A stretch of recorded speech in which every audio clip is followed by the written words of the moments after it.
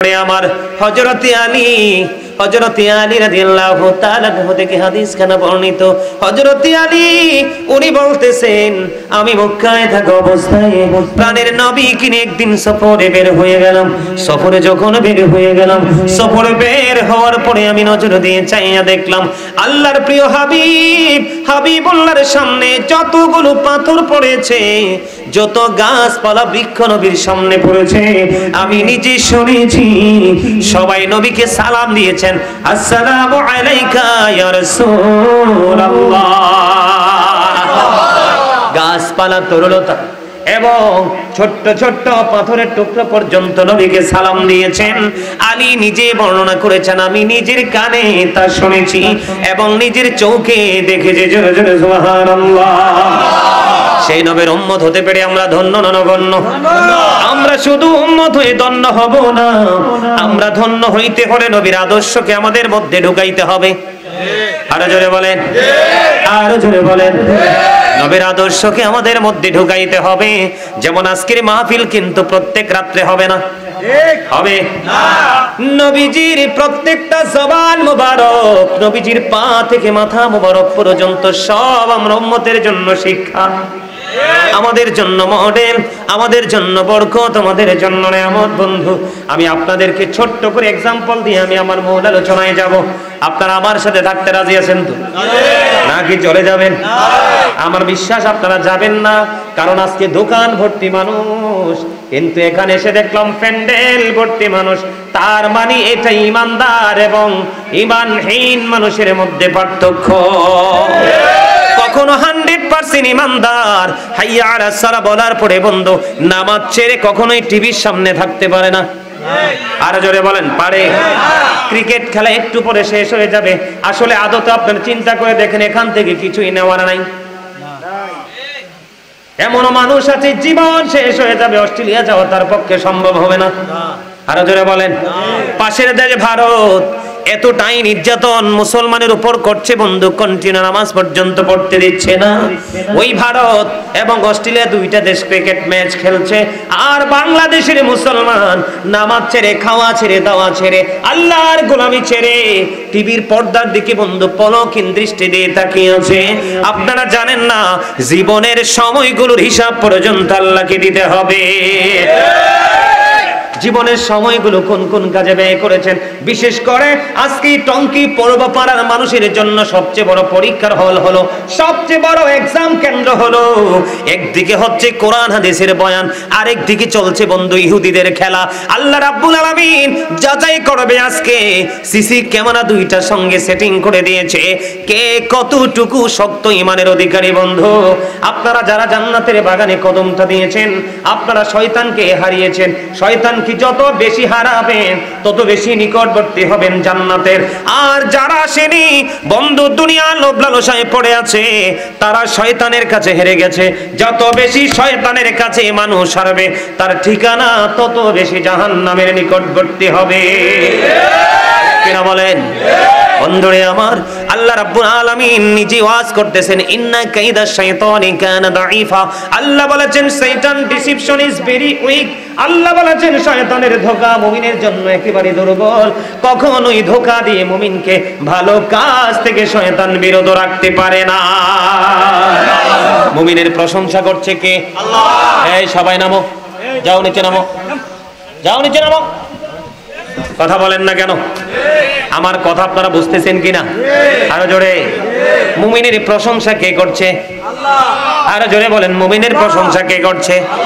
আল্লাহ। এই জন্য বন্ধু, ভালো হলে পরিপূর্ণ ভালো হওয়ার চেষ্টা করবেন। রাসূলের পরিপূর্ণ আদর্শ আপনাকে অন্তরে লালন করতে হবে, ঠিক না? ঠিক। আমার কথা কি বুঝতেছেন? উপরে বসেন, উপরে বসেন। এটা খালি রেখে তো নিচে বসাটা উচিত না। বসেন, মুরব্বী মানুষ আপনি, বসেন। আরে সভাপতি আসক না, এখন তো সিট 100% খালি। আপনারা সব রাখলেন, ফ্যান রাখলেন না, মুই তো মইরা যাবো এককালে। আরে আপনারা হাসতে জানেন না? আপনারা হাসতে জানেন না? আচ্ছা দেখি তো দাঁত, না না এগুলো কিছু লাগবে না। আপনাদের দেখে দাঁতগুলো দেখি হাসি দেন তো দেখি। হাসতে পারেন না? আরে হাসতে কেন বলছি জানেন? যেই মানুষ বেশি বেশি হাসি খুশি থাকে, এই মানুষের হার্টে প্রবলেম হয় না। এই মানুষ সহজে অসুস্থ হয় না। আর যেটা দেখবেন সবসময় গোমরা মুখে থাকবে, দেখবেন স্পোর্ট ডেট, এটা জাগাত শেষ। ঠিক কিনা বলেন? কারণ গোমরামির কারণে, অহংকারের কারণে সে কি হয়ে যায়? সে সংকুচিত হয়ে যায়। এই করতে করতে করতে করতে তার একক জীবন যাপন করতে করতে তার পুরো বডির উপর প্রেসার আসে, তার মধ্যে সবচেয়ে বেশি আসে হার্টের উপর। হার্ট দুর্বল হলে একটা মানুষ খুব অল্প সময় পৃথিবী থেকে বিদায় নিয়ে যায়। এই জন্য বলছি, বেশি বেশি হাসবেন, মানুষের সাথে ফ্রিলি কথা বলবেন, বন্ধুত্ব বজায় রাখবেন, আরো বেশি বন্ধুত্ব করার চেষ্টা করবেন, কারণ মানুষ মানুষের জন্য। ঠিক কিনা বলেন? আপনি একা যতই টাকার মালিক হন, যতই সুন্দর বাড়ির মালিক হন, আপনার পাশে যদি একজন সঙ্গী না থাকে, আপনার জীবনের কোনো মূল্য নাই। এই জন্য মানুষ মানুষের জন্য। কেন মানুষের সাথে অহংকার করবেন? আল্লাহ ডাজন্ট লাইক দ্য প্রাউড। আল্লাহ অহংকারীকে পছন্দ করেন না। অহংকার একমাত্র মানায় কার? আল্লাহ। যাকে বলা হয় কুল হু আল্লাহ, আল্লাহ ইজ ওয়ান, যিনি এক, যার সাথে কোনো শরীক নেই। ঠিক কিনা বলেন? বন্ধু, আমি সেই দিকে যাইতে চাই না, আমি আমার মূল আলোচনায় নিবিড় ভাবে ঢুকতে চাই। আপনারা আমার সাথে আছেন তো? বন্ধুরে আমার, আমি যেটা বলতে চেয়েছিলাম, আল্লাহর নবী সরকারে মদিনা, ওনার সব কিছু বন্ধ বরকত, ওনার সব কিছু নেয়ামত, আমরা যদি ওনাকে ফলো করে করে বাস্তব জীবনটাকে বাস্তবায়ন করতে পারি, আমার নবী নিজেই জবান দিয়েছেন, আমার ওই উম্মত কাল কিয়ামতের দিন আমার যত বেশি আমি নবীর ইতাআত করবে, আমার অর্ডার, আমার আদর্শকে লালন করবে, সে তত বেশি আমার কাছাকাছি থাকবে। নবীর কাছে থাকলে কোন উম্মতের ভয় আসেনি? আর জোরে বলেন, ভয় আছে? আল্লাহর হাবিবকে প্রশ্ন করলো একজন, ইয়া রাসূলুল্লাহ, ইয়া হাবিব আল্লাহ, নবী গো, ওগো নবী, ও প্রাণের নবী গো, কিয়ামত কখন হবে গো নবী? আমার নবী বললেন, তুমি কিয়ামতের জন্য কি প্রস্তুতি নিয়েছো? ইয়া রাসূলুল্লাহ, ইয়া হাবিব আল্লাহ, নবী গো, আমি কিয়ামতের দিনের জন্য কোনো প্রস্তুতি নিতে পারিনি, তবে আল্লাহ এবং আল্লাহর হাবিবকে আমি ভালোবাসি। একটা সেকেন্ড দেরি করলো না, আপনার আমার প্রাণের নবী উত্তর দিয়ে দিলেন, তুমি যাকে ভালোবাসো তার সাথে তুমি থাকবা। জোরে জোরে বলেন না সুবহানাল্লাহ। বন্ধুরে আমার, আমি আপনাদেরকে বলে দিতে চাই বন্ধু, আমার নবীজি যখন থুতু মুবারক নিক্ষেপ করতেন, কি করতেন? আমার নবীজি যখন থুতু মুবারক নিক্ষেপ করত, সাহাবায়ে কেরাম এগুলো হাতে নিয়ে নিতেন, মুখের মধ্যে মেসেজ দিয়ে তিনি মালিশ করে দিতেন, আর তাদের চেহারাটা এত বেশি গ্লেজি হতো, এত বেশি নুরানি হতো, এটাকে বলা হয় ইংলিশে একেবারে সিল্ক মাউথ। তাদের মাউথ, তাদের মুখমণ্ডল অত্যন্ত চমৎকার সৌন্দর্য বিরাজ করত। আর আপনার আমার থুতু যদি কারো গায়ে পড়ে মাইর দিবে, কথা বলেন না কেন? আরো জোরে। বন্ধুরে আমার, আপনারা জানেন জাবের দুইটা সন্তান ইন্তেকাল করেছিল। হযরত জাবের রাদিয়াল্লাহু তাআলা আনহুর নাম শুনেছেন কিনা? হাদিস শরীফের মধ্যে এসেছে বন্ধু, খন্দকের যুদ্ধের সময় পরীক্ষা খনন করায় ব্যস্ত ছিল সাহাবীরা। আমার নবীর কাছে জাবের চলে আসলো, এসে আমার নবীকে ডেকে ডেকে বললেন, ইয়া রাসূলুল্লাহ, ইয়া হাবিব আল্লাহ, নবী গো, অল্প কিছু সাহাবী নিয়ে আপনি আমার বাড়িতে আসেন, আপনার জন্য কিছু খাবারের ব্যবস্থা আছে। জাবের যখন আমার নবীজিকে দাওয়াতটা দিলেন, দাওয়াতটা দিতে দেরি রে, আমি নবীজির শান মান বোঝাচ্ছি, তারপরে আমার আলোচনায় যাব। কারণ আমরা যে নবীর উম্মত হলাম, আমাদের নবীর দাম কত বেশি, আমাদের নবীর পাওয়ার কত বেশি রে, এটা বোঝানোর জন্য শুধু বন্ধু এই যায় হাদিস শরীফটা আপনাদেরকে শোনাচ্ছি। বন্ধুরে আমার, জাবের বললেন, কিছু সংখ্যক কি, কিছু সংখ্যক সাহাবী নিয়ে আসেন, আমার বাড়িতে কিছু আয়োজন করা হয়েছে। এবার সাহাবায়ে কেরাম একটা ডাক দিয়ে বললেন, সাহাবীরা রে, তোমরা সবাই চলো জাবেরের বাড়িতে। আর জোরে বলেন না সুবহানাল্লাহ। জাবের দাওয়াত দিয়েছে অল্প কিছু, কি এখানে রহস্য আছে না নাই? অল্প কিছু নিয়ে আসুন গো নবী। এবার নবীজি একটা ডাক দিয়ে সবাইকে বললেন, ও আনসারী সাহাবীর দল, অবুদ মুহাজিরগণ, তোমরা সবাই চলো, জাবের দাওয়াত করেছে বন্ধু।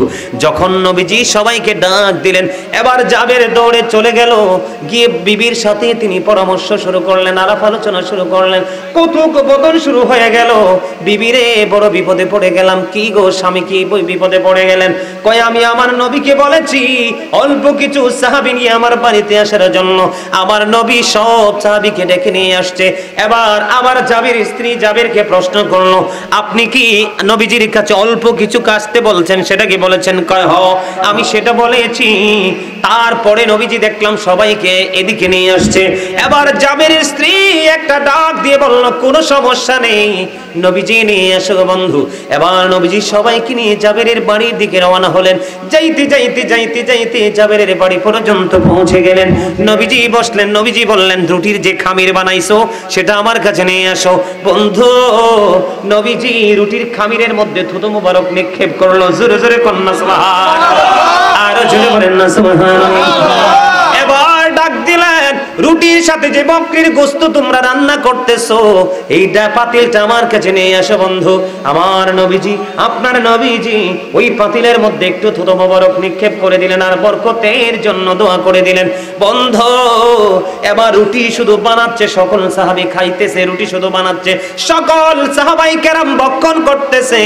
করতে করতে করতে করতে পরিতৃপ্ত হয়ে গেল খাইতে খাইতে।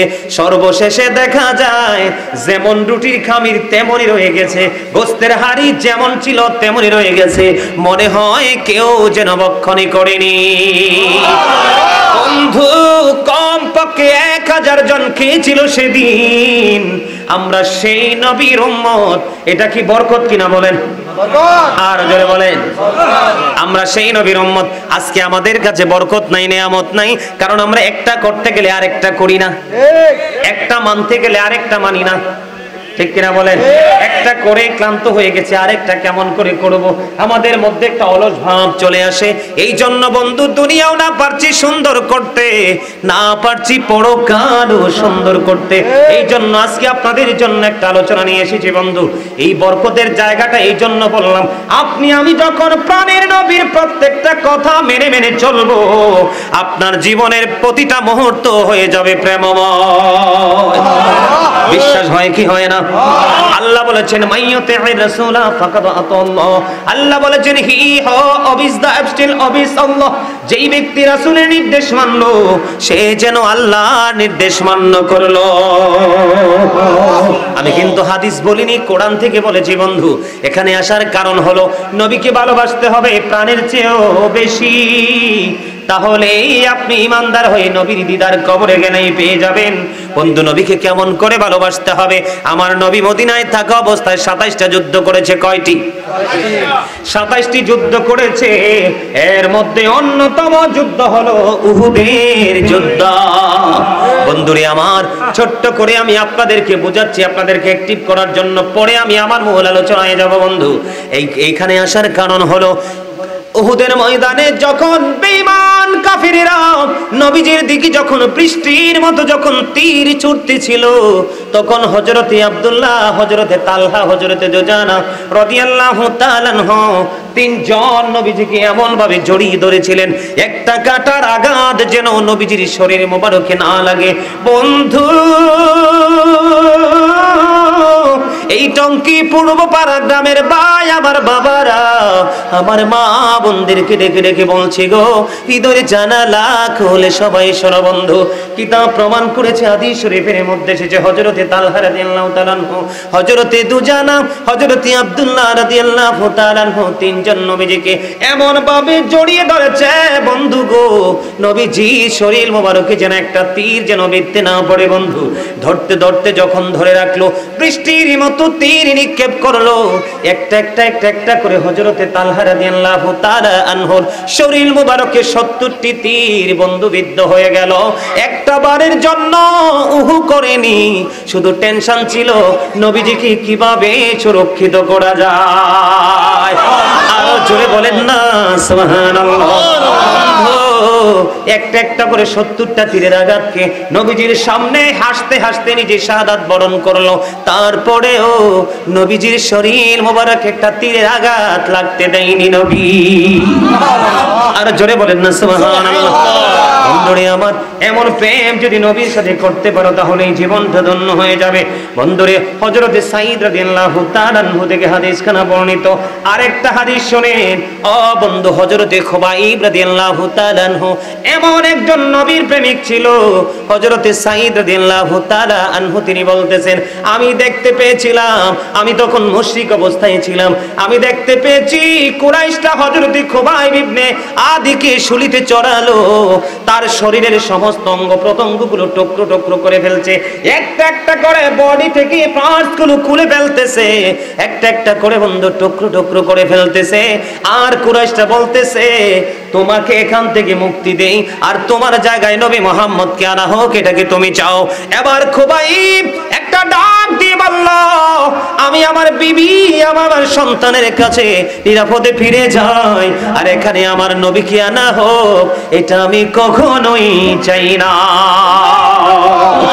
জোরে জোরে বলেন না সুবহানাল্লাহ জোরে বলেন না সুবহানাল্লাহ কি রে পাগলা তুই নিচে বসছিস কেন এই চেয়ার নিয়ে আসো ওখানে বসো মানুষ ইমাম সবাই নিচে বসা সামনে আসেন দাদা সামনে আসেন আরে আসেন মজার সময় আপনি সাদা লাগান কিনলে মুরব্বী মানুষ যান সামনে বসেন এই তো সুন্দর লাগে এবার কিও আর মুখ দেখি না মুখ না দেখে কেউ ওয়াজ করা যায়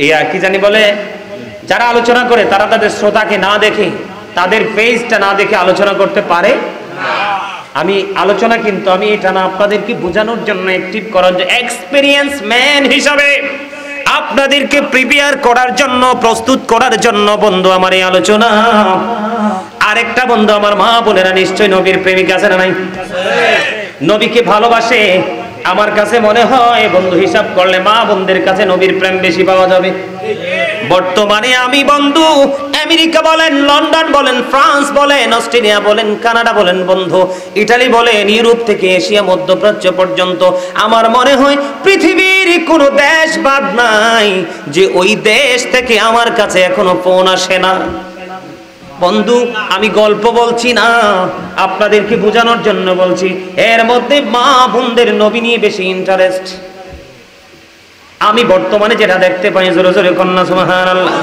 বন্ধু এমনি এমনি তাদের সিনায় প্রেম পয়দা হয়নি আমি আপনাদেরকে ছোট্ট একটা হাদিস শরীফ শোনাবো বন্ধু আমার মা বোনেরাও নবীকে প্রাণের চেয়ে বেশি ভালোবেসেছে তার উজ্জ্বল দৃষ্টান্ত একটা দিব আমি সেটার নাম হলো হযরতে নুসাইবা রাদিয়াল্লাহু তাআলা আনহা জোরে জোরে বলুন না সুবহানাল্লাহ সুবহানাল্লাহ আলহামদুলিল্লাহ লা ইলাহা ইল্লাল্লাহ সুবহানাল্লাহ আলহামদুলিল্লাহ লা ইলাহা ইল্লাল্লাহ লা ইলাহা ইল্লাল্লাহ লা ইলাহা ইল্লাল্লাহ নবী আমার নূরের পুতুল জগৎ করলেন ও জালা নবী আমার নূরের পুতুল জগৎ করলেন ও জালা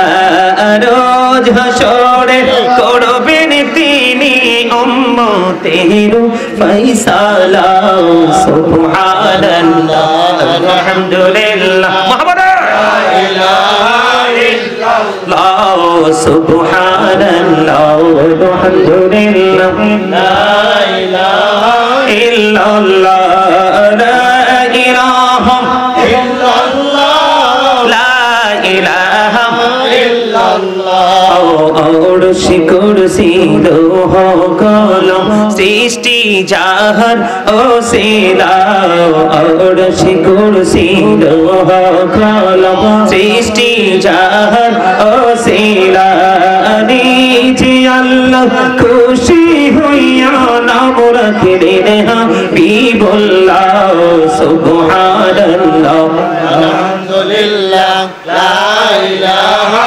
ইল্লাল্লাহ লা ইলাহা ইল্লাল্লাহ মুহাম্মাদুর রাসূলুল্লাহ সাল্লাল্লাহু আলাইহি ওয়াসাল্লাম বন্ধু হযরত নুসাইবা তিনি কি করলেন বন্ধু হুদের ময়দানে নবীজি শহীদ হয়ে গেছেন তিনি খবর পাইলেন শহীদ হয়ে গেছে খবর যখন পাইলো এবার নুসাইবা দৌড়াচ্ছে হুদের ময়দানে দেখে প্রাণটা ধরে দিয়ে শোনেন বন্ধু কোন দিকে চলে যাচ্ছে উহুদের দিকে দৌড়ায় উহুদের ময়দানের দিকে দৌড়াচ্ছে হঠাৎ করে বন্ধু খবর দিয়ে দিল রে নুসাইবা যুদ্ধের ময়দানে তোমার ভাই শহীদ হয়ে গেছে নুসাইবা দাঁড়ায় না যুদ্ধের ময়দানে তোমার বাবা শহীদ হয়ে গেছে, নসিবা দাঁড়ায় না।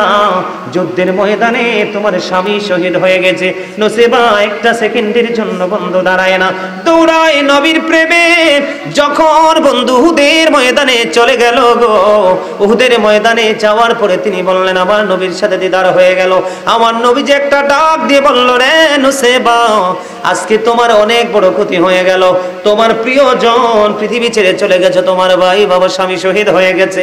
এই কথা বলতে দেরি এবার প্রাণের নবী একটা ডাক দিয়ে বলল, নবী গো।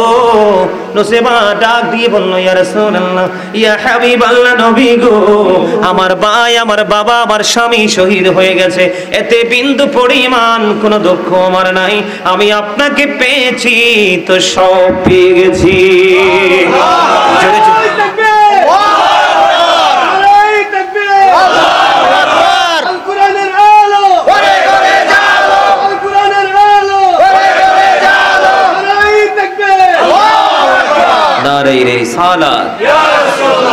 কোরআন হাদিসের আলো।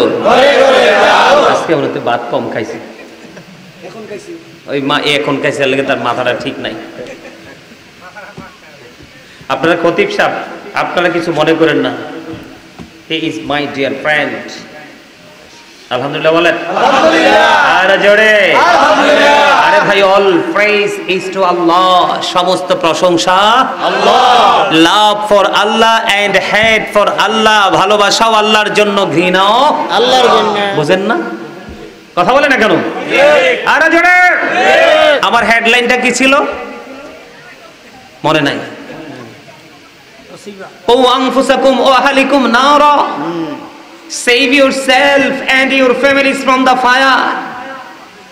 আল্লাহ বলেছেন তুমি জাহান্নাম থেকে বাঁচো, তোমার পরিবারকেও বাঁচাও। আপনারা জাহান্নাম থেকে বাঁচবেন, আপনাদের পরিবারকে জাহান্নাম থেকে বাঁচাবেন, অর্ডার কার? আল্লাহ। এখন বাঁচতে হলে যিনি বাঁচাইতে পারবে, রাস্তা দেখাতে পারবে, ওই লোকটার কাছে যেতে হবে। সেই লোকটা কে? হক্কানি আলেম এবং হক্কানি আল্লাহর ওলি। আল্লাহ বলেছেন join with my dear people, come to my paradise. আল্লাহ বলেছেন ফাদখুলি ফি ইবাদি ওয়াদখুলি জান্নাতি, আমার প্রিয় লোকের সাথে যুক্ত হও আর আমার জান্নাতে চলে আসো। জান্নাতে গেলে আপনি মরার পরে সবাই দেখেন কবর, কিন্তু এটার ভিতরের রূপ তো ব্যতিক্রম, জানেননি কিছু? আল্লাহ বলতেছেন ইনদা রাব্বিহিম ইউরযাকুন, আল্লাহ বলেছেন দে রিসিভ ফুড ফ্রম আল্লাহ।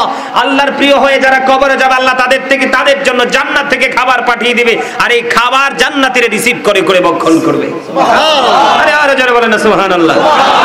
আপনারা তো আমার কথা বুঝেন না। আমি যে সুবহানাল্লাহ আলহামদুলিল্লাহ জিকির করছি, এটার মানে কি বুঝেন? আল্লাহর হাবিব সরকারি মদিনা তিনি বললেন, আল্লাহর প্রিয়দেরকে ডেকে ডেকে বললেন, তোমরা যখন জান্নাতের বাগানে সাজাও করো, তখন ওখান থেকে তোমরা কিছু জান্নাতি ফল খেয়ে নিও। ইয়া রাসূলুল্লাহ, ইয়া হাবিবাল্লাহ, নবী গো, এই জান্নাতি ফলটা কি গো নবী?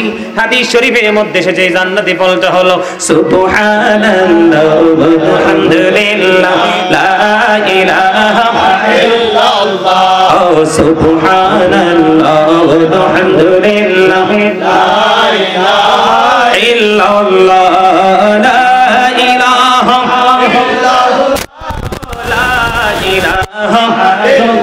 লা নাও মেরে সাথী নামো মিশিয়া, যারে আল্লাহ পাঠাইলা। নাও মেরে সাথী নামো মিশিয়া, যারে আল্লাহ পাঠাইলা। নিজে আল্লাহ দোস্ত বলে তাহার প্রেমে মজিলা। সুবহানাল্লাহ আলহামদুলিল্লাহ লা ইলাহা ইল্লাল্লাহ মুহাম্মাদুর রাসূলুল্লাহ সাল্লাল্লাহু আলাইহি ওয়াসাল্লাম। জোরে জোরে বলেন আলহামদুলিল্লাহ, আর জোরে বলেন আলহামদুলিল্লাহ। বন্ধু বলতেছিলাম, একটা নারীর জীবনে সবচেয়ে বড় সম্পদ হলো প্রথম তার বাবা, যার ওরস থেকে তার পৃথিবীতে আসা, ঠিক কিনা বলেন? দ্বিতীয়ত হলো বন্ধু বিয়ের পরে তার স্বামী। যখন একটা নারী তার স্বামীকে মনের মতো পেয়ে যায়, পৃথিবীর সব কিছু সে বলে থাকতে পারে। আল্লাহ রাব্বুল আলামিন স্বামী স্ত্রীর মধ্যে তো মধুর বন্ধন জুটিয়ে দিয়েছেন, ঠিক কিনা বলেন? বাবার পরে স্বামী, বন্ধু, স্বামী স্ত্রীর মিলনের মাধ্যমে কোল জুড়ে যখন আসে একটা পুত্র সন্তান, তখন মায়ের কাছে আরো কিছু পৃথিবী বলা সহজ হয়ে যায়, কারণ সন্তানের চাইতে দামি একটা মায়ের কাছে আর কিছুই হতে পারে না। বন্ধু আমার, মা বোনদেরকে ডেকে ডেকে বলছি গো, যে নবীর সাথে প্রেমের ডুয়ে লাগাও গো মা, একটু মন দিয়ে শোনো হযরতে নূসেবা কেমন নবীর প্রেমিক ছিল। বন্ধু, স্বামী চলে গেল, খবর পাইলো, দাঁড়াইলো না। ভাই চলে গেল, বন্ধু তার সবাই চলে গেল, দাঁড়াইলো না। তার বাবা চলে গেল, দাঁড়াইলো না। সে কতটুকু নবীর প্রেমিক ছিল, ঠিক কিনা বলা? এইভাবে নবীকে ফলো করতে হবে, অনুসরণ অনুকরণ করতে হবে, তাহলে জীবনটা হয়ে যাবে ধন্য। বন্ধুরে আমার, বর্তমানে অনেক জায়গা থেকে মেসেজ আসতেছে মসজিদের কাজ আটকে পড়ে আছে। কি করে আছে? মসজিদের কাজ আটকে পড়ে আছে। বিভিন্ন জায়গা থেকে মেসেজ আসতেছে বন্ধু। বর্তমানে আমি আপনাদেরকে শোনানোর জন্য বলছি না বন্ধু, আমার এই পাগলাই মনে দেখছে অনলাইনে, আমি জানি না বন্ধুরে আমার, আপনারা কেউ দেখছেন কিনা জানি না। দাওয়াত দিতে গেছে এখানকার থেকে কয়েকজন লোক, ঠিক না? ঠিক, আপনি গেছিলেন নি? কে গেছিল? আছে, আমি দেখছি এটারে, এই তো ওই যে এটারে খুঁজতাছি, শুধু হাসে। বন্ধুরে আমার, 30 বছরের পুরনো মসজিদ। কত বছর? 30 বছরের পুরনো মসজিদ। এই ছেলেগুলো বন্ধু আমার সাথে ছিল, আপনারা অনলাইন ঘাটবেন দেখবেন। এইবার যদি মসজিদের কাজটা, আমি গুনাহগার, আমি আসলে গোলামি করছি, আমার ক্ষমতা নাই বন্ধু, জাস্ট আমি আল্লাহ করাচ্ছে, আমি শুরু করেছি। আজকে 6 মাস চলতেছে, আমার 30 বছরের পুরনো মসজিদ মাটির ভেঙ্গে ধরেছি, পাঞ্জেখানা ছিল, এখন করবো জুমা। মসজিদের কাজ প্রায় বন্ধু শেষের দিকে। আমি এই কারণে বললাম, গোটা পৃথিবীতে টাকাওয়ালা মানুষের অভাব নাই, কিন্তু পবিত্র কাজে টাকাগুলো আসে না। এই জন্য আমার নবী বলেছেন, আল-গিনা গিনান নাফস, প্রকৃত ধনী হলো আত্মার ধনী, ঠিক কিনা বলেন? সুন্দর বাড়ির মালিক, সুন্দর গাড়ির মালিক, বিঘায় বিঘায় জমির মালিক, একে নবী ধনী বলেনি। আমার নবী ওই ব্যক্তিটাকে ধনী বলেছে যার অন্তরটা আল্লাহ রাসূলের প্রেমের ধনী ধনী হয়ে গেছে। আর জোরে বলে, আমি যদি একটু ব্যতিক্রম বলতে চাই, প্রায় ওয়াজে বলি, the poor are born to suffer, the poor are born to suffer। গরিবরা জন্মগ্রহণ করেছে শুধু দুঃখ ভোগের জন্য, এটা শুধু পৃথিবীর জন্য সীমাবদ্ধ। আমার নবী যখন সর্বপ্রথম জান্নাতের দিকে কদম বাড়িয়ে দিবে, বিশাল একটা টিম নবীর সাথে জান্নাতে যাবে। এই বিশাল দলটা হলো পৃথিবীর গরিব মানুষের দল। জোরে জোরে বলেন না সুবহানাল্লাহ। আর যদি ব্যতিক্রম দিকে বলি, the rich are not always happy, ধনীরা সব সময় সুখী নয়। এই ধনী হলো পৃথিবীর টাকা পয়সা দৌলতের ধনী, আল্লাহ রাসূলের প্রেমের ধনী হতে পারেনি। আমার কথা কি বুঝে আসছে? আমি একদিন হঠাৎ করে সকালবেলা বন্ধু, অনেকগুলো সুন্দর সুন্দর মুরব্বী, ওনার মতো তাদেরকে ফিরিয়ে দেওয়ার মতো কোনো ক্ষমতা আমার ছিল না। এই যে ওনার মতো হবে এরকম মুরব্বী একটা দল আসছে। কেন এসেছেন বন্ধু? দেখাইলো, হুজুর দেখেন মসজিদের ছাদটা ঢালাই দিব, কোনো ধরনের রাস্তা নাই, আপনাদের এলাকায় কি বড় লোক নাই? কয় হুজুর আছে গো, তাদের অন্তরটা পাথরের মতো শক্ত। আমার মসজিদ কিন্তু চলমান, তারপরে তাদেরকে মোটা অঙ্কের একটা অ্যামাউন্ট আমি দিয়ে দিয়েছি, কারণ আমি জানি মসজিদ কখনো কোনো এলাকার হয় না, মসজিদ কখনো কোনো ব্যক্তির হয় না। মসজিদটা গোটা পৃথিবীর মুসলমানের অধিকার আছে, যেখানেই যাবে সেখানেই মসজিদে। কথা বুঝেন নাই? যদি কোন মসজিদে যদি এইরকম ধরনের কন্ডিশন থাকে, এই ধরনের মানুষগুলো মসজিদে আসতে পারবে, ওই ধরনের মানুষগুলো আসতে পারবে না, এই মসজিদ কখনো, এই মসজিদের নামাজ পড়লেও কখনো নামাজ আল্লাহর দরবারে কবুল হবে না। আমার বাড়ির মসজিদটাও আমার, আপনাদের মসজিদটাও আমার, কেনা বলেন? প্রত্যেকটা বাইতুল্লাহর মধ্যে আমরা প্রত্যেকটা ইমানদার হিসাবে আমাদের হক আছে, আছে না নাই? এখনকার মানুষগুলো কেমন জানি শক্ত হয়ে গেছে বন্ধু, আল্লাহর পথে খরচ তারা করতেই চায় না, শুধু বড় বড় দালান কোঠা বানাইতে চায়, মাটি জমিন কিনে কিনে সন্তানদেরকে দিয়ে যেতে চায়। কিন্তু সন্তান জানে না আমার সামনে কোরআন শরীফ নাই, তারপর হাফেজ এখানে নিশ্চয় আছে। বন্ধুরে আমার, কোরআন শরীফের 19 পারা সূরা শুআরার 88 নম্বর আয়াতে আল্লাহ বলেছেন, ইয়াউমা লা ইয়ানফাউ মালু ওয়ালা বানুন ইল্লা মান আতাল্লাহ বিকলবিন সালিম। আছে না নাই? আছে। আল্লাহ রাব্বুল আলামিন বলে দিয়েছেন কাল কিয়ামতের দিন আপনার ধন সম্পদ সন্তান সন্ততি কিচ্ছু কাজে লাগবে না, তবে সেই ব্যতীত যে সুস্থ অন্তর নিয়ে যাবে বন্ধু। সুস্থ হলো যারা হাইয়া আলাস সালাহ বললে মসজিদের দিকে ছুটে যায়, গরিব মানুষ হাত বাড়াইলে তখন তাকে কিছু দিয়ে দেয়, ঠিক কিনা বলেন? বন্ধু রাস্তার কাজ হচ্ছে সেই অংশগ্রহণ করে, এমনি করে করে বন্ধু পরকালের পথে জোগাড়ের উদ্দেশ্যে যারা নেমে যায় এরা 100% মুমিন। যখনই যেই ভালো কাজটা সামনে আসে সেটাই সে করে ফেলে, ঠিক কিনা বলেন? আরো জোরে বলেন ঠিক না বেঠিক? আরে বন্ধু আল্লাহ রাব্বুল আলামিন সূরা বাকারার শুরুতে বলেছেন আল্লাযীনা ইউমিনুনা বিল গায়বি ওয়া ইউকিমুনাস সালাতা ওয়া মিম্মা রাযাকনাহুম ইউনফিকুন। আল্লাহ রাব্বুল আলামিন একবার স্পষ্ট করে বলে দিয়েছেন সাবধানে, ওরাই কারা সাবধানী? যারা অদৃশ্যে বিশ্বাস রাখে, সালাত কায়েম করে, আল্লাহ যে দৌলত দিয়েছে সম্পদ দিয়েছে তা থেকে যারা ব্যয় করে তারাই হলো আল্লাহর প্রিয় বান্দা, সাবধানী, ঠিক কিনা বলেন? আরো জোরে বলেন ঠিক না বেঠিক? আপনি নামাজও পড়েছেন বন্ধু, বিশ্বাসও করেছেন, কিন্তু আপনি 100% ইমানদার 100% মুমিন হতে পারবেন না যদি আপনি ভালো কাজে আল্লাহ যা দিয়েছে তা থেকে দান করেন। আমি বলছি না আপনি বাড়ি বিক্রি করে দান করেন। আল্লাহ রাসূল এক সাহাবীর ইন্তিকাল, অসুস্থ হয়ে গেল, আল্লাহর হাবিব সেই সাহাবীকে দেখতে গেলেন, আমার দিকে নজরটা দেন। সাহাবীকে দেখতে যাওয়ার পরে তিনি বললেন ইয়া রাসূলুল্লাহ আমার সব সম্পত্তি আল্লাহর পথে ব্যয় করে দেব। আমার নবী বললেন না না, তখন বললেন 3 ভাগের 1 ভাগ আমি অর্ধেক ব্যয় করে দেব।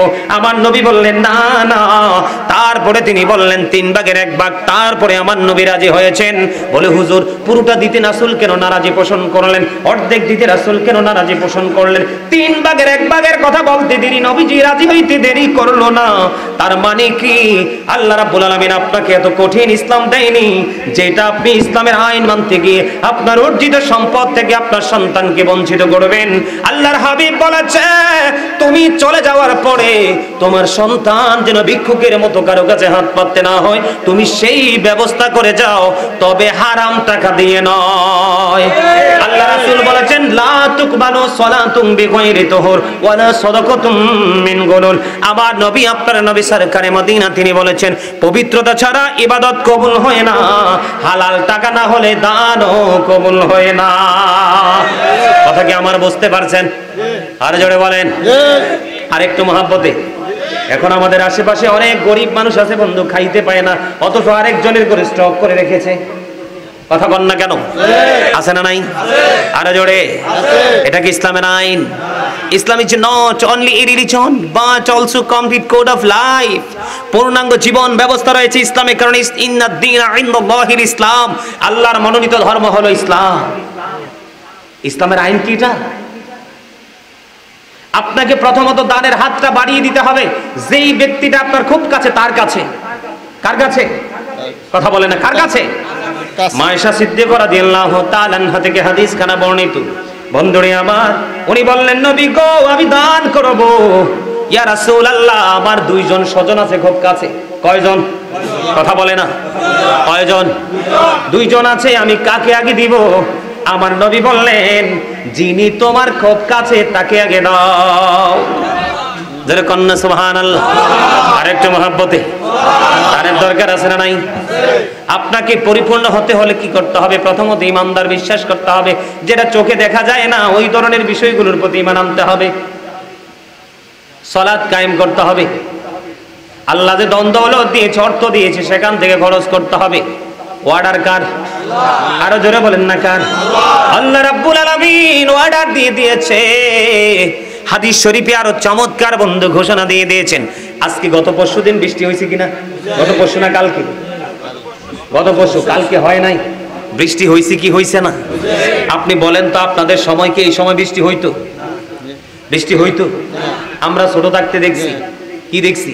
মানুষ অগ্রহণ মাসে ধান কেটে বন্ধু জমিনে শোয়াই দিত, এগুলো ধানের সাথে খের কুটা সহ শুকাইতো বন্ধু, ধানগুলো ছড়ে যাবার উঠাইতো, আর খড়কুটা গুলো মুরুল দিত। আমরা মুরুল বলি, আপনারা কি বলেন? মুরুল দিত। বন্ধু একখানি স্তূপ করে রাখতো, যেন বৃষ্টিতে উপরের গুলো নষ্ট হয়, ভিতরের গুলো নষ্ট হয় না। ঠিক কিনা বলেন? আমি যাই নাই, যাইতে পারিনি ব্যস্ততার কারণে। আমাদের গ্রামের বাড়ির দিকে যখন আমার লোকগুলো গেল, ওরা এসে বলল যে ধান কেটে জমিনে পানির উপর ভাসতেছে, এই ধান কিন্তু পানি সহ্য করতে পারে না। ঠিক না ঠিক? সবচেয়ে বড় কথা হলো বৃষ্টি কেন আসলো? বৃষ্টিটা কেন আসলো? বৃষ্টি তো আসার কথা ছিল না বন্ধু। আমরা তো মানুষ, 18,000 মাখলুকাতের মধ্যে শ্রেষ্ঠ হলাম আমরা। 17,999টাকে সৃষ্টি করেছেন আমাদের সুবিধার জন্য। কার জন্য? আমরা কতটা সুন্দর এটাকে আপনারা জানেন কি জানেন না? কোরআন শরীফের 30 পারায় সূরা 3 এ আল্লাহ রাব্বুল আলামিন বলেছেন, লাকাদ খালাকনাল ইনসানা ফি আহসানি তাকওয়িম। জোরে বলেন আল্লাহু আকবার। আল্লাহ রাব্বুল আলামিন মানুষকে সব কিছুর চাইতে সুন্দর করে সৃষ্টি করেছেন। আসমান, জমিন, চন্দ্র, সূর্য সব কিছুর চাইতে সুন্দর। এবার আসেন বন্ধু, আরেকটা সূরা হলো, সূরার নাম সূরা ইনফিতর। কি? ইনফিতর। সূরা ইনফিতর আল্লাহ বলেছেন, ফি আইয়ি সূরাতিম মা শাআ রাক্কাব। আল্লাহ রাব্বুল আলামিন তিনি অত্যন্ত চমৎকার ভাবে বলেছেন বন্ধু, আমাদেরকে তিনি সুন্দর করে ওনার মন মতো করে গঠন করেছেন। সুবহানাল্লাহ। যারা বলেন না সুবহানাল্লাহ। আল্লাহ একদিকে বলেছে আমাদেরকে আসমান, জমিন, চন্দ্র, সূর্য সব কিছুর চাইতে সুন্দর করে বানাইছে, আর একদিকে বলতেছেন আল্লাহর ইচ্ছে মতো করে আমাদেরকে গঠন করেছেন, বডিটা বানাইছে। এত আদরের বান্দাকে কষ্ট দেওয়ার মানে কি? আল্লাহ রাব্বুল আলামিন সূরা ইউনূসের 44 নম্বর আয়াতে স্পষ্ট করে দিয়েছেন, ইন্নাল্লাহা লা ইয়াযলিমুন নাস শাইয়্যান ওয়ালাকিন্নান নাস আনফুসাহুম ইয়াযলিমুন। আল্লাহ রাব্বুল আলামিন বলে দিয়েছেন, আল্লাহ আল্লাহর বান্দার উপর জুলুম করে না, বান্দা নিজেই নিজের উপর জুলুম করে। আল্লাহু লা ইউহিব্বুজ জালিমিন। আল্লাহ যারা জুলুম করে, অত্যাচার করে, আল্লাহ বলেছেন তাদেরকে আল্লাহ রাব্বুল আলামিন কি করেন না? পছন্দ করেন না। আমার কথা বুঝবেন। আল্লাহ একদিকে বলেছেন আল্লাহ বান্দার উপর আল্লাহ অত্যাচার করে না, বান্দা নিজে নিজের উপর অত্যাচার করে। যারা অত্যাচারী আল্লাহ বলেছেন আল্লাহ তাদেরকে ভালোবাসেন না। ওমালিজ জালিমিনা মিন আনসার। জালেমরা যখন বিপদে পড়বে তাদের জন্য আমার আল্লাহ কোনো সাহায্যকারীও রাখে না। ঠিক কিনা বলে? আজকে আপনারা দেখেন এই বৃষ্টি থামানোর কোনো ক্ষমতা কারো ছিল নি? আরো জোরে বলেন। থামানোর ক্ষমতা কারো ছিল? আরো জোরে বলেন। এই জন্য করোনা কালে আমি ছোট্ট একটা সঙ্গীত লিখেছিলাম, এটার কিছু অংশ আমি আপনাদেরকে শোনাইতে পারবো, শুনবেন। জুলুম যারা করেলা বন্ধু, হারাইলা দুকুল, জনম জনম কে দিও তোমার হবে না মাসুল। একবার ভেবে দেখো না তোমার কোথায় ঠিকানা, একবার ভেবে দেখো না তোমার কোথায় ঠিকানা। এখনো তো আছে সময়, এখনো তো আছে সময়, বুঝো তোমার ভুল। জনম জনম কি দিও তোমার হবে না মাসুল বলে, জনম জনম কি দিও তোমার। বুঝেন নাই আমার কথা? আল্লাহ বলেছেন ইন্না বাতশা রাব্বিকা লাশাদীদ। The sieging of Allah is difficult. আল্লাহ ধর, আল্লাহর পাকড়াও বড় শক্ত, বড় কঠিন। আল্লাহ বলেছেন ইন্নাল্লাহা সারিউল হিসাব। আল্লাহ is going to take account. আল্লাহ হিসাব গ্রহণে অত্যন্ত তৎপর। যাবেন কোথায়? ধরবে খুব শক্তভাবে, হিসাবও নেবে খুব। যাবার জায়গা আছে? আরে জোরে বলেন না। এই দুনিয়াতে তো কোনো না কোনো কৌশলে কিন্তু একটা রাস্তা বের করা যায়। আল্লাহ স্পষ্ট করে বলে দিয়েছেন লা ইয়ামুতু, people will not die that day. সেদিন মানুষ মরতে পারবে না। আল্লাহ বলেছেন ফিহা ওয়ালা ইয়াহইয়া, people will not be able to life that day. সেদিন মানুষ বাঁচতেও পারবে না। আল্লাহ বলেছেন ওমা হুম আনহাবি গায়িবিন, people will not be able to escape that day. সেদিন মানুষ পালাতেও পারবে না। মরারও সুযোগ নাই, বাঁচারও সুযোগ নাই, পালাবারও। এই জন্য সময় থাকতে বন্ধু পরকালের বাজার করতে হবে, অন্যথায় উপায় খুঁজে পাওয়া যাবে না। ঠিক না ঠিক? আমি যে আলোচনায় গিয়েছিলাম বন্ধু, আমি আপনাদেরকে বলছি হযরতে আবু হুরায়রা রাদিয়াল্লাহু তাআলা আনহু থেকে হাদিস খানা বর্ণিত। আমার নবী বলতেছেন এক পথচারী পাহাড়ের উপর দিয়ে হেঁটে যাচ্ছেন। হাদিস শরীফের মধ্যে এসেছে হাঁটতেছেন হাঁটতে হাঁটতে হঠাৎ করে তিনি শুনতে পাইলেন আকাশে মেঘ জমেছে, মেঘখণ্ড থেকে একটা আওয়াজ আসলো, অমুকের জমিনে পানি দাও। সুবহানাল্লাহ, কথা বুঝেন নাই? একজন লোক পাহাড়ের উপর দিয়ে হাঁটতেছেন, কি দিয়ে? পাহাড়ের উপর দিয়ে বন্ধু হাঁটতেছেন। হাঁটতে হঠাৎ করে দেখলেন আকাশে কালো মেঘ জমেছে। আকাশে যখন মেঘ জমতে দেখলো, এবার দেখার পরে তিনি হঠাৎ করে মেঘখণ্ড থেকে একটা শব্দ শুনতে পেলেন, অমুকের জমিনে পানি দাও। কি দাও? অমুকের জমিনে পানি দাও। এখন লোকটা বন্ধু আশ্চর্য হয়ে গেল, অদৃশ্য থেকে গায়েব থেকে আওয়াজটা আসতেছে, কোনো মানুষ নাই, ওই মেঘখণ্ড থেকে আওয়াজটা আসতেছে। হঠাৎ যখন আওয়াজটা শুনতে পাইতে দেরি দেখতে পাইলেন হঠাৎ করে বৃষ্টি পৃথিবীতে পড়া শুরু হয়ে গেছে। বৃষ্টি যখন পড়া শুরু হলো, বৃষ্টির পানিটা এক জায়গা থেকে বের হয়ে বন্ধু একটা নালা দিয়ে নিচের দিকে চলে যাচ্ছে। ওই যে পথে পথে হাঁটতেছিলেন ওই ব্যক্তি মনে মনে চিন্তা করলেন, কি আশ্চর্য ব্যাপার, জীবনে যে গল্প শুনিনি, এমন ঘটনা দেখা তো তার দূরের কথা। মেঘখণ্ড থেকে শব্দ আসলো, অমুকের জমিনে পানি দাও। শব্দ আসতে দেরি রে, মেঘ থেকে বৃষ্টি আসতে দেরি হলো না। এটা রহস্য কি, কারণ কি বন্ধু? তিনি যখন চিন্তায় বিভোর হয়ে গেলেন, বৃষ্টির পানি যখন জমিনের মধ্যে পড়তেছে, পড়ার পরে এটা একটা জায়গা দিয়ে নালা দিয়ে নিচের দিকে নামতেছেন। তিনি আর সামনের দিকে না গিয়ে পানিটার সঙ্গে সঙ্গে তিনি নালার নামতে শুরু করলেন। দেখলেন পানিটা একটা গর্তের মধ্যে বন্ধু কি হচ্ছে, এখান থেকে নেমে বন্ধু স্থানান্তর হচ্ছে, এখানে বন্ধু ঠেকতেছে, আর আরেকজন বেলচা দিয়ে উঠাইয়া জমিনে পানি দেয়। জোরে জোরে বলেন না সুবহানাল্লাহ। যখন দেখলেন বেলচা দিয়ে উঠি বন্ধু পানি দিচ্ছেন, তখন এই পথচারী প্রশ্ন করলো, তুমি কে গো, তোমার নামটাকে বলো না। কয় আমার নাম অমুক। এবার তিনি আশ্চর্য হয়ে গেলেন, পথিক যে যার নাম শুনেছি তিনি তো সেই নাম। এবার ওনাকে বললেন, তোমার জীবনে কি এমন আমল করেছো আমাকে একটু বলো, যে আমি দেখতে পাইলাম মেঘখণ্ড থেকে একটা বৃষ্টি আসার জন্য আওয়াজ শুনলাম, শুনতে দেরি, বৃষ্টি আসতে দেরি হলো না, আর বৃষ্টি এসে গর্তের মধ্যে সবটা এসে জমাট বাঁধতেছে, তুমি বেলচা দিয়ে উঠিয়ে পানি নিচ্ছ। সবচেয়ে বড় মজার খবর হলো, তোমার জীবনে কি এমন আমল করেছো, ও আওয়াজ আসতে দেরি, বৃষ্টি আসতে দেরি হলো না, আমাকে একটু বলো। এবার বন্ধু বলতে দেরি রে, এবার তিনি ডাক দিয়ে বললেন, আমার এই জমিনটার মধ্যে যে ফসলটা হয়, ফসলটা উঠানোর পরে আমি 3 ভাগে ভাগ করে, কয় ভাগে? আমি 3 ভাগে ভাগ করি, একটা ভাগ আমি কি করে দেই, আল্লাহর পথে খরচ করে দেই। দ্বিতীয় ভাগ আমি পুনরায় বীজ বপন করার জন্য রেখে দেই, আর মাত্র একটা ভাগ আমি আমার ফ্যামিলি পরিবারের চাহিদা পূরণের জন্য রেখে দেই। আর বর্তমান আপনি দেখবেন বাংলাদেশের মানুষ এত নাফরমান, জমিনে এত ভালো ধান হয়েছে, মানুষ আশেপাশে আলোচনা করছে, এটা প্রশংসা, কিন্তু ওনাকে বললে দেখবেন না না আমার ভালো হয় নাই। ঠিক কিনা বলেন?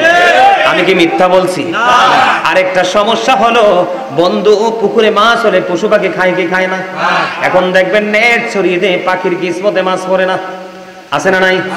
কিন্তু ওই পোকা জানে না, ওই পাখি যদি পুকুর থেকে একটা মাছ উঠাইয়া খাইতো, তার আমল নামায় সদকার সওয়াব হইতো, পাখি রিজিকের কারণে আল্লাহ তারে আরো বাড়াই দিত। জোরে বলে। আমরা আল্লাহর পথে ব্যয় করা তো থাক দূরের কথা, আমরা কি করি, জাবারে নিয়ে ঢুকাই, ঢুকানোর পরে আর বাহির করি না।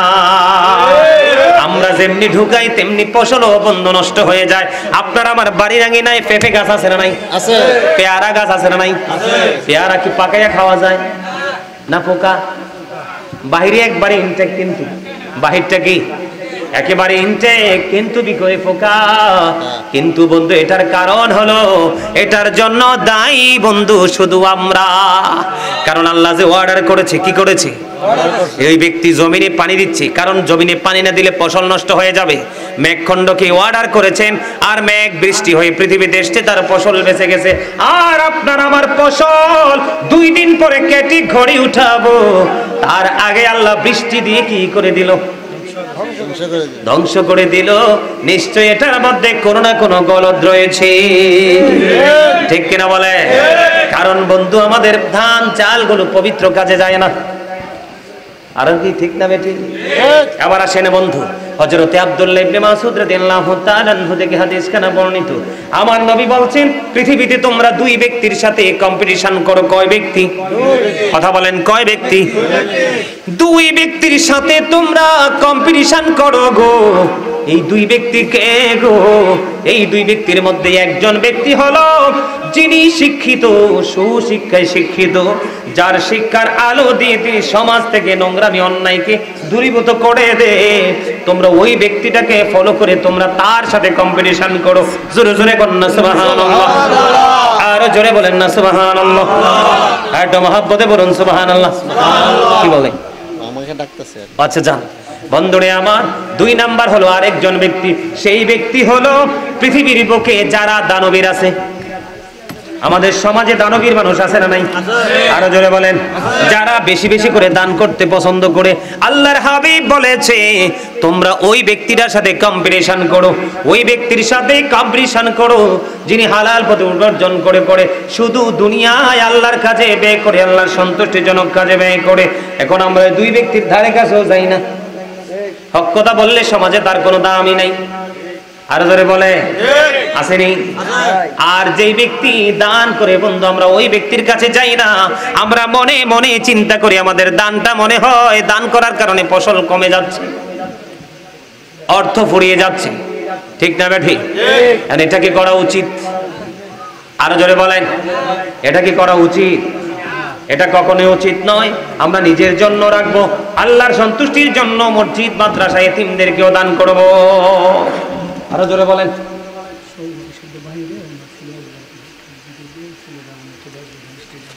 আচ্ছা দাও না, স্লোগান দাও, দাও না স্লোগান দাও।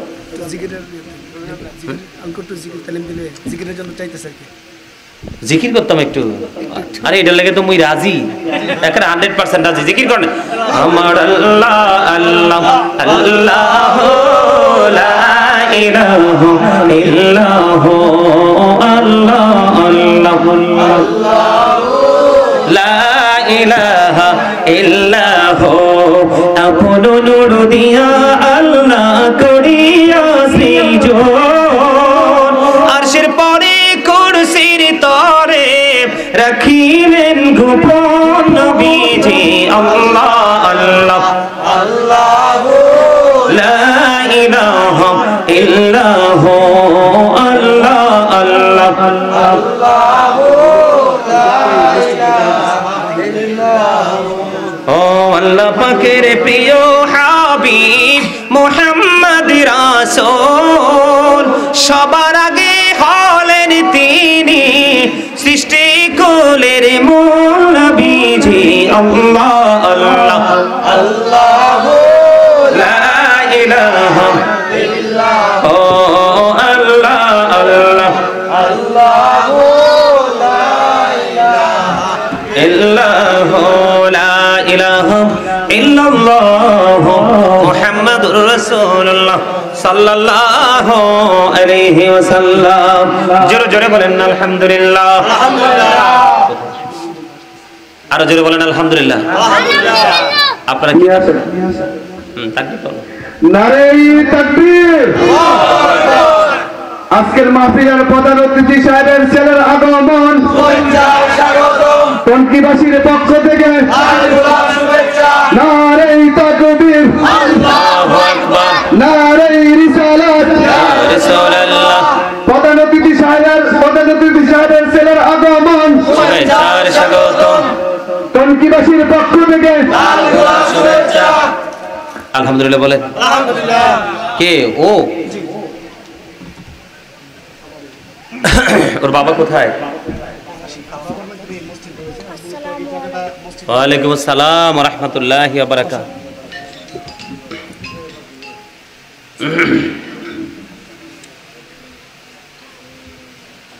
আলহামদুলিল্লাহ বলে। আলহামদুলিল্লাহ। এটা সম্পূর্ণ এই উনি দিয়েছেন। বুঝতে পারছি। মসজিদের কাজ কি এখন আর বাকি আছে? হ্যাঁ, ও আচ্ছা আচ্ছা, এটা মসজিদের জন্য নিচ্ছে এখন, এটার জন্য টাকা লাগবে।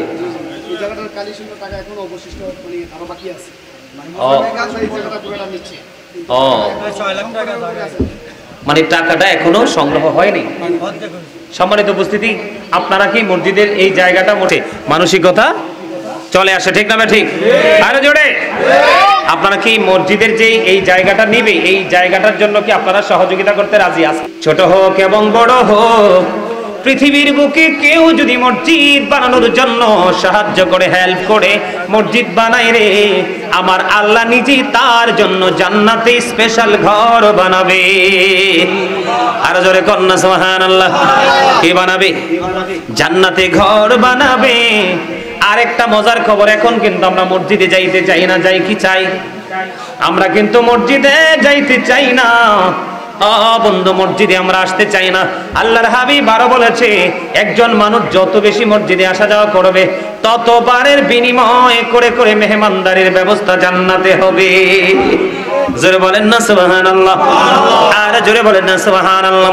এই জন্য বলছি বন্ধু, মসজিদ এবং মসজিদ সংলগ্ন এরিয়া, মসজিদের সুবিধার্থে যখন জনগণ এটাকে ব্যবহার করবে, এটার জন্য সাদকায়ে জারি হিসাবে আপনার ছেলে সন্তান পৃথিবীতে কেউ দোয়া করলো না, কিন্তু আপনার এই ভালো কাজের যে প্রতিদান, এটা আপনার জন্য চলমান থাকবে। এটাকে আটকাতে পারবে না। পারবে কি পারবে? আমি আপনাদেরকে ছোট্ট একটা গল্প বলি। আমি যখন শহরে প্রথম আসলাম বন্ধু, শহরে আসার পরে সর্বপ্রথম কুমিল্লা বিশ্ব রোড জামে মসজিদে, কুমিল্লা বিশ্ব রোডে আমি খতিব হিসাবে দীর্ঘ 1 বছর যাবত আমি দায়িত্ব পালন করেছিলাম। তখন ছিল একেবারে বেড়ার ঘর। কিসের ঘর? একেবারে ভাঙ্গা বেড়ার ঘর। ওই গ্রামবাসী সবাই মিলে সিদ্ধান্ত করলো, গাজী সুলাইমানকে ইনভাইট করলে হয়তো আমাদের মসজিদটা হয়ে যাবে। আমি যাওয়ার পরে চিন্তা করলাম কি করব বন্ধু। এবার মসজিদে যখন চলে গেলাম, যাওয়ার পরে সবার সাথে কথা বলতে বলতে বলতে বলতে এবার মসজিদটা বাড়াইতে হলে, বড় করতে হলে জায়গা লাগবে। কি লাগবে? কথা বলেন না। কার সাথে কথা বলবে কি ভাই? আর বাবা লাইনে আছেন কি? এই মুহূর্তে কল দিচ্ছে, একটু কথাগুলো শুনবে, সবাইকে সালাম দিবে। ও আচ্ছা, এটা দাও না, দাও মাইক্রোফোনটা দাও, একটু কথা বলো। আলহামদুলিল্লাহ, আমাদের অধিবেশনের কাজ ধারাবাহিকভাবে আলহামদুলিল্লাহ চলতেছে এবং চলবে। কোরআনের কথা যতক্ষণ পর্যন্ত চলবে আপনারা শুনতে রাজি আছেন তো ইনশাআল্লাহ? মুরব্বীর একটা কথা বলতেন যে, বাবা সর্বগরিত লেপলেন, ওনারা কাঁচা রাখেন দিতেন। আওয়াজ দিয়ে বলেন ঠিক কিনা? প্রায় শেষের দিকে আর অল্প সময় আপনাদের মাঝে কথাবার্তা হবে। এই পর্যায়ে আপনাদের সামনে আমাদের মসজিদের সভাপতি সাহেবের ছেলে জনাব মোহাম্মদ সাজ্জাদুর রহমান সাহেব ছোট করে কিছু কথা বলবে, সবাইকে শোনার জন্য বিনীতভাবে আহ্বান করছি। আসসালামু আলাইকুম ওয়া রাহমাতুল্লাহি ওয়া বারাকাতুহু। ওয়া আলাইকুম আসসালাম ওয়া রাহমাতুল্লাহি ওয়া বারাকাতুহু। আমার নাম সাজ্জাদ রহমান তুহিন। যিনি এত অক্লান্ত পরিশ্রম করে বলো, এত সুন্দর একটি মসজিদ দাবুদ্দি পাড়া সমাজবাসীকে নির্মাণ করেছে, উনার আয়ু কামনা করছি। তিনি হলেন আমার বাবা মোহাম্মদ শাহজাহান সরকার। বলো। তিনি এই মসজিদের ছোট বড় সকলকে সালাম জানাইছেন। আরেকটি কথা না বললে নয়, মসজিদে নতুন করে কমিটি গঠন করা হয়েছে। সেই কমিটির সভাপতি আমার বাবা মোহাম্মদ শাহজাহান সরকার। আমার বাবার জন্য সবাই দোয়া করবেন, আমার বাবা যেন এই মসজিদে সৎ এবং সুন্দরভাবে পরিচালনা করতে পারে। গাবুদ্দি সরকার বাড়ি। সকলকে ধন্যবাদ। আসসালামু আলাইকুম। ওয়া আলাইকুম আসসালাম ওয়া রাহমাতুল্লাহি ওয়া বারাকাতুহু। এটা নাও, ছাড়ো, তুমি ছাড়ো। সম্মানিত উপস্থিতি, আসলে একটা কথা বলি, সে তো ছোট্ট বাচ্চা, সে যে এতটুকু কথা বলতে পেরেছে, বলেছে, এটা আসলে আমি মনে করি আপনাদের জন্য, আমাদের জন্য, সবার জন্য এটা আসলে বিশেষ একটা নিয়ামত। কারণ বড়রাও তো অনেক সময় এত লোকের ভিড়ে এসে কথা বলতে পারে না, পারে? ভয় পায় না? কিন্তু সেই কথা বলেছে, আপনাদের কাছে দোয়া চেয়েছে, তার বাবার জন্য, তার জন্য, তার পরিবারের জন্য দোয়া করবেন। আল্লাহর ঘর মসজিদ বা মসজিদের কাজ এটা কিন্তু আল্লাহর পছন্দের বান্দা ছাড়া হয় না। কি হয় না? পছন্দের বান্দা ছাড়া হয় না। সম্মানিত উপস্থিতি, আমি যেটা বলতে চেয়েছিলাম, আপনাদের মধ্যে সর্বপ্রথম কে আছেন যে হুজুর এই জায়গার, মসজিদের জায়গার জন্য আমি আমার জায়গা থেকে একটু হেল্প করব? সর্বপ্রথম বলেন। আপনার সাধ্য অনুযায়ী, এখানে কাউকে প্রেসার ক্রিয়েট করব না আমরা। একজন ব্যক্তি যেহেতু মসজিদ করতেছেন, আল্লাহ তাকে আরো বেশি বাড়িয়ে দিবেন, কিন্তু আপনারাও যখন সবাই সহযোগিতা করবেন তখন আপনাদের মধ্যেও কিন্তু অন্যরকম একটা প্রশান্তি আসবে যে আমরা আমাদের জায়গা থেকে যতটুকুই সম্ভব হয়েছে আমরা কি করেছি? হেল্প করার চেষ্টা করেছি। ঠিক কিনা বলেন? যার যার জায়গা থেকে, এখানে কোনো প্রেশার নাই। যার যার জায়গা থেকে যে হুজুর আমি এটুকু দিব, বলেন। টাকা পয়সা যার যার যাই আছে, এগুলো কিন্তু কিছুই কিন্তু আপনার আমার সঙ্গে যাবে কিচ্ছু নিতে পারবো না। আল্লাহ রাব্বুল আলামিন বলেছেন,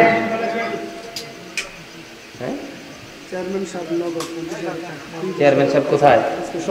কোথায়? ঢাকাতে।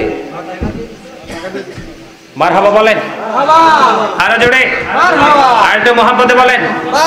আজকে সভাপতি জনাব মোহাম্মদ তৈবুর রহমান তুহিন, চেয়ারম্যান 22 নং টঙ্গী ইউনিয়ন পরিষদ।